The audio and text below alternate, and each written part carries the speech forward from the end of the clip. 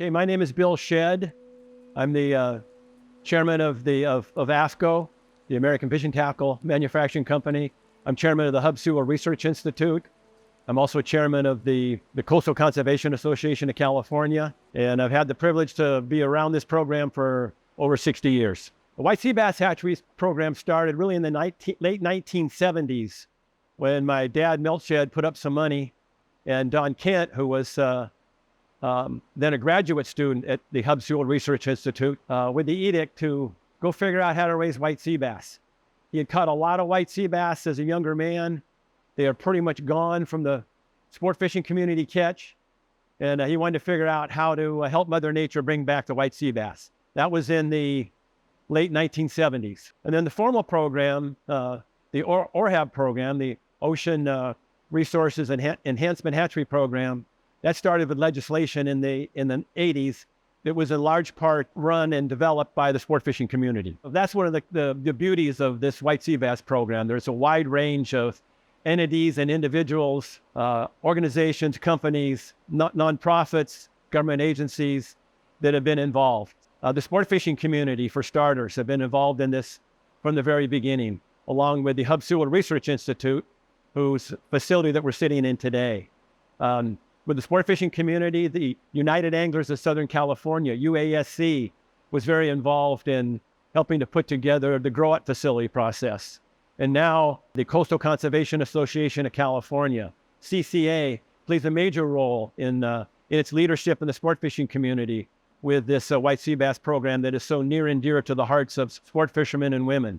The California Fish and Game Department initially, and now called the California Department of Fish and Wildlife, has been critical to this program. And it's their program, the Ocean Resources Hatchery Enhancement Program, or HAP, that is ultimately in charge for this. The California Coastal Commission, in approving the songs mitigation, was involved in this process. Edison Company that was involved with the nuclear power plant that was involved with songs mitigation. Legislators, going back to D.D. Alpert for many, many years supporting this program. And more recently, Tasha Horvath has been critically important to the program. There's been a wide range of people that have helped to make this program happen, including the people that run the grow-out facilities have spent, in the last 20 years, volunteer time running the grow-out facilities. It has to be more than 20 or 30 or 40,000 hours of their time raising the fish and looking after them. So people often ask, why does this White Seabass Hatchery Program, why is it needed? What good does it do? Well, it gives Mother Nature a chance to bring back a fish that is really important both to commercial fishermen, but especially to the recreational fishing community. We were running out of white sea bass. Anglers knew it. It was hard for us to convince the government that that was the case, but those of us that spent time on the water knew that the white sea bass population, you can't say it was extinct. That wouldn't be accurate, but it was a small fraction of its former self. The anglers, the people working in the program, the anglers who were out catching the fish, the anglers who at one time had an impossible time catching a white sea bass, will tell you that this hatchery program has made a huge impact on the number of white sea bass that are out there, provide an opportunity for grandfathers to take their granddaughters and grandsons fishing to catch a white sea bass. People want to know how many fish are actually being put out. Well, to date, there's been well over 2 million.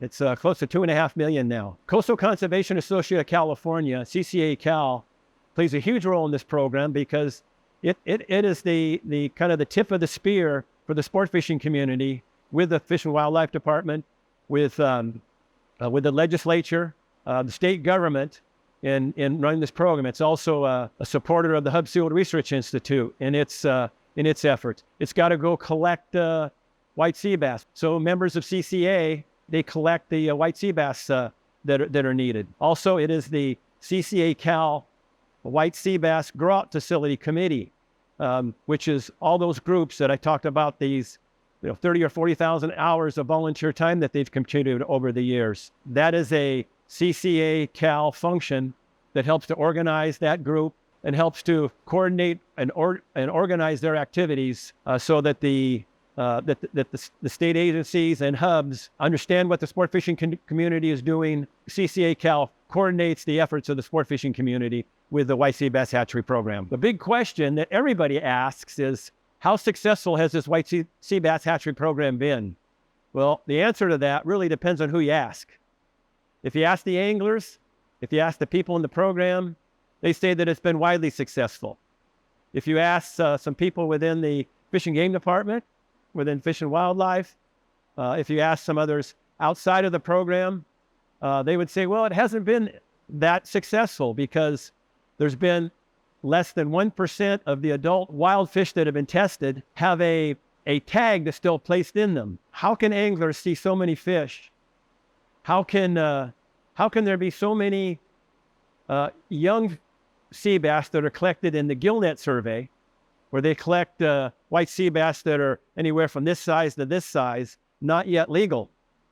And they check those fish that are right in with wild fish, and almost every time there's double digits of those fish are hatchery fish. How can they survive to be 4 months, 6 months, a year, and then all of a sudden, when they get to be bigger, less than 1% are part of the population? Makes no sense. The only thing that we've believed for some time is that little tag that's as big as a flea, that it's worked its way out, or it's lost its ability to be magnetized. So there's a real conflict in the actual wild population has been impacted. That conflict is beginning to be resolved with a whole new series of genetic studies. And the early results of that testing, still to be finalized, but the early results show that it's not less than 1% of the fish, that wild population that are hatchery fish, that it's somewhere in the double digits.